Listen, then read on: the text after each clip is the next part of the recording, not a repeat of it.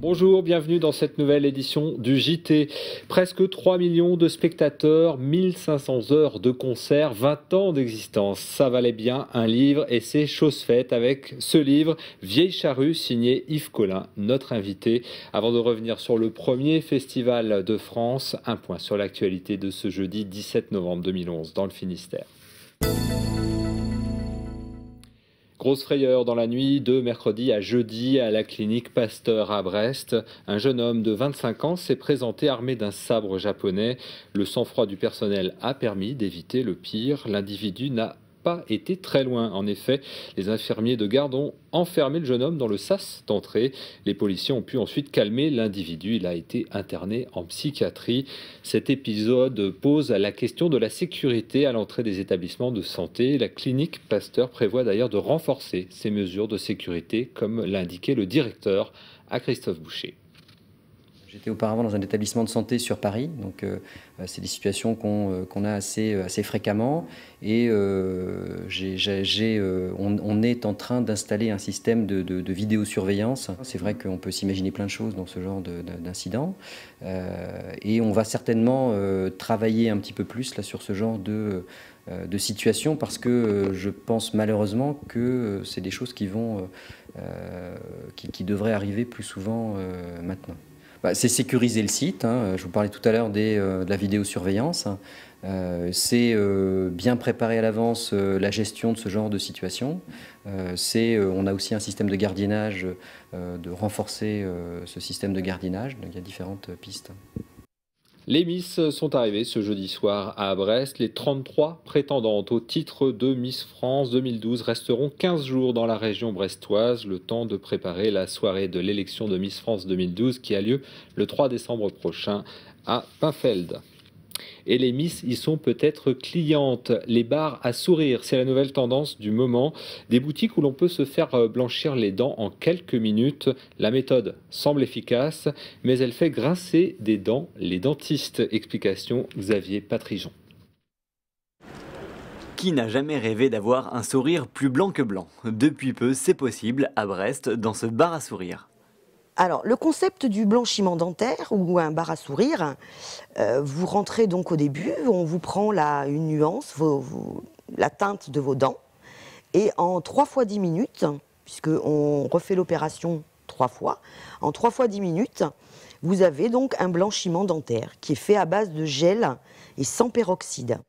Des produits et une technique que dénoncent les professionnels de santé dentaire. Ils restent sur leur garde face à cette nouvelle tendance. Le bar à sourire, dans tous les cas, n'ont pas les qualités ni les qualifications pour réaliser l'examen avant blanchiment. Ce qui nous inquiète, c'est les produits utilisés. L'absence de transparence. Certains produits ont des effets néfastes, tant au niveau mutagène et éventuellement du coup apparition de cancer, qu'au niveau toxique pour la reproduction. Le procédé semble pourtant simple et rapide, le tout dans un cadre relaxant et rassurant. Donc on prend la couleur des dents sur le nuancier ici. Je prends le petit gel purificateur avec l'activateur. Je vaporise, vous frottez les dents avec. Ensuite, la personne met la gouttière avec le gel à l'intérieur de la bouche. Il s'équipe des lunettes, ici. Et ensuite, il va sous les lampes. La lampe que j'allume et que je mets au niveau de sa bouche. Ce blanchiment répond à la demande d'une clientèle boudée par les dentistes. Je ne considère pas que ça remplace un soin chez le dentiste, puisque nous n'utilisons pas les mêmes produits.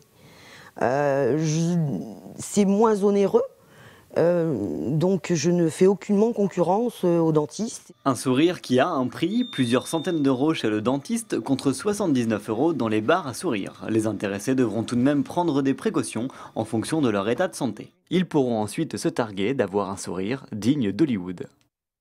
L'UBO fête cette année ses 40 ans et TBO accompagne cet anniversaire avec une émission spéciale diffusée ce vendredi soir à 20h45. Au programme, les coulisses de l'UBO, la visite des laboratoires, mais aussi la parole des anciens étudiants. Certains ont tracé leur chemin après les amphis brestois. C'est le cas de Philippe Collin, producteur à France Inter.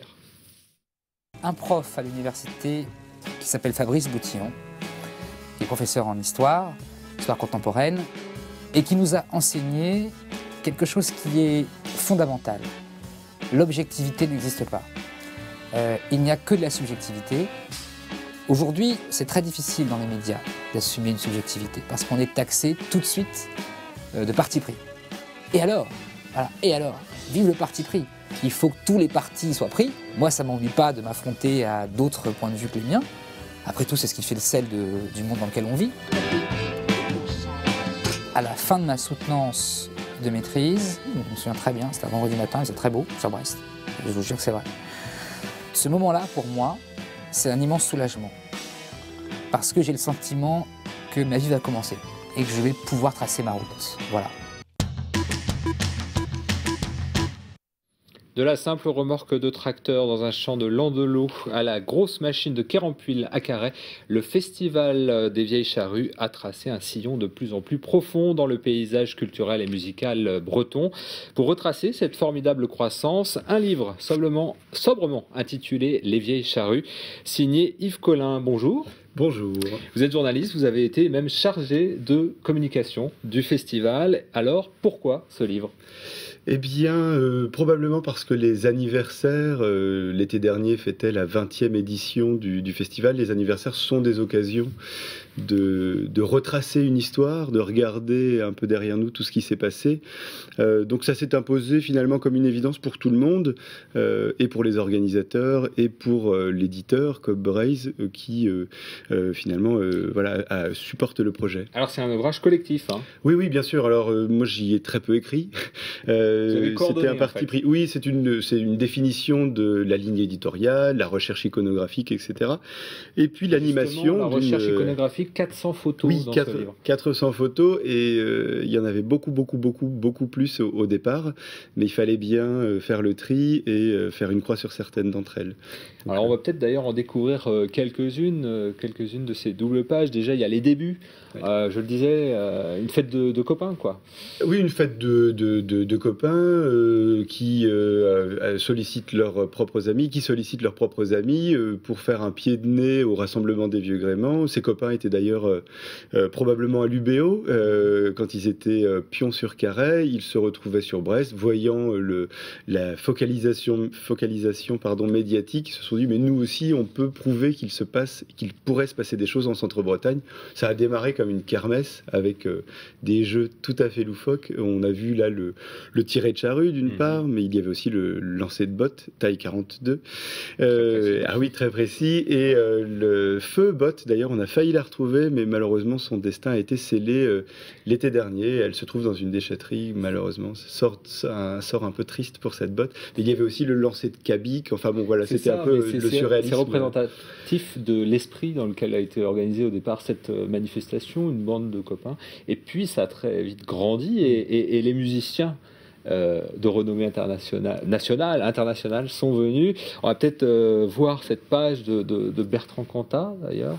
C'est un épisode aussi, le 10e anniversaire, c'est ça ?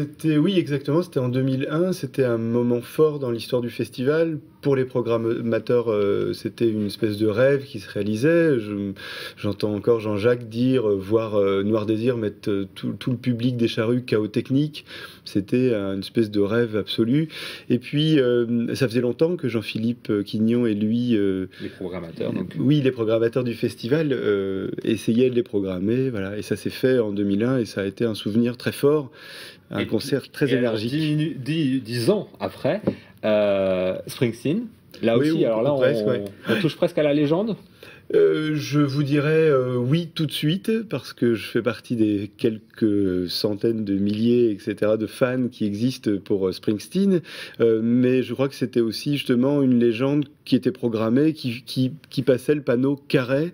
C'est quelque chose d'absolument improbable, a priori, et notamment en 92, quand l'aventure se lance. Et aujourd'hui, on ne sait même plus que ce festival s'appelle Les Vieilles Charrues, ce qui était a priori aussi quand même un drôle de nom pour un festival de musique. Yves Collin, une dernière question. 1500 heures de concert. Vous êtes vous-même musicien, je crois. Vous avez vibré à quel moment, le moment qui vous a vraiment fait vibrer? Eh bien, le moment qui m'a fait le plus vibrer sur les Vieilles Charrues, ce n'est pas un concert, mais c'était en 2003 lorsque la chaîne humaine s'est formée autour du site pour expliquer qu'il ne fallait pas que ce festival s'arrête parce qu'il n'était pas tout à fait comme les autres et qu'il ne pouvait pas continuer s'il n'avait pas lieu. Après des moments fabuleux, Springsteen en a été un, il y en a plein. On les retrouve dans ce livre. Hein. Voilà, Les Vieilles Charrues, donc un livre aux éditions Cobb-Braise. Merci Yves Collin d'être venu nous présenter ce livre donc, qui sort en ce moment même. Et puis nous, on se retrouve demain à 18h15 pour un nouveau point sur l'actualité dans le Finistère. Merci, bonne soirée à vous.